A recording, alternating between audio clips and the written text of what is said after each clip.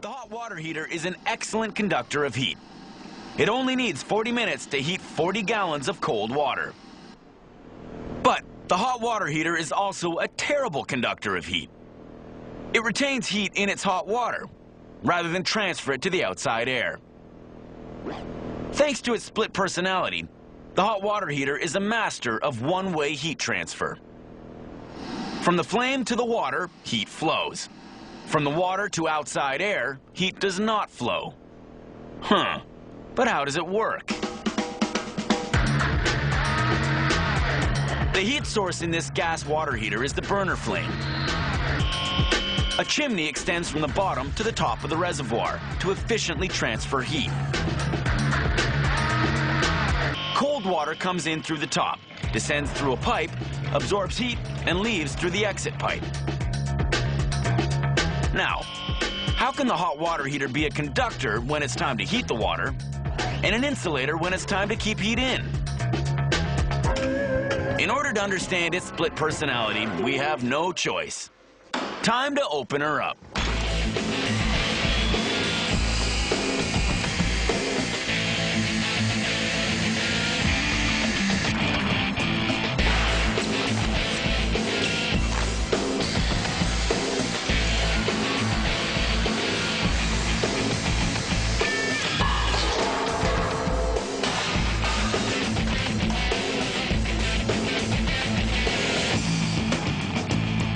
The bottom of the water heater and the chimney are both made of metal.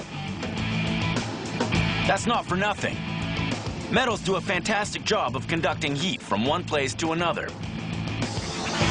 That's because, speaking on an atomic scale, they have free electrons, tiny particles that move from atom to atom, spreading heat. Okay, the flame heats the air, which heats the bottom of the water heater and enters the chimney. Thanks to the conductive properties of metal, the heat is transferred to the water. But there's more. A baffle in the chimney slows the air. It must work its way through the zigzags, which allows more time to transfer more heat to the water. A clever design which optimizes heat conduction. But if conduction is so great at transferring heat from the burner to water, then it can also conduct heat from the hot water to air outside the tank. To prevent that, the water heater is also a perfect insulator, thanks to this polyurethane foam. It's the exact opposite of metal. Instead of transferring heat, it traps it. How? The foam is made up of billions of tiny gas bubbles imprisoned in plastic. The gas bubbles are terrible at conducting heat. In a gas, molecules are extremely spread out. This makes transferring heat from one to the other much more difficult than in a solid. Also, the plastic surrounding each bubble is itself a bad heat conductor. It doesn't have any of those famous free electrons. The heat is trapped and stays inside the reservoir.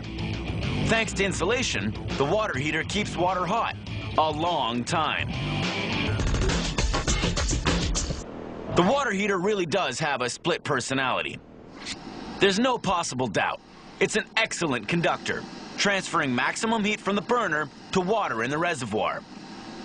But it's also a champion of insulation when it comes time to keep heat inside.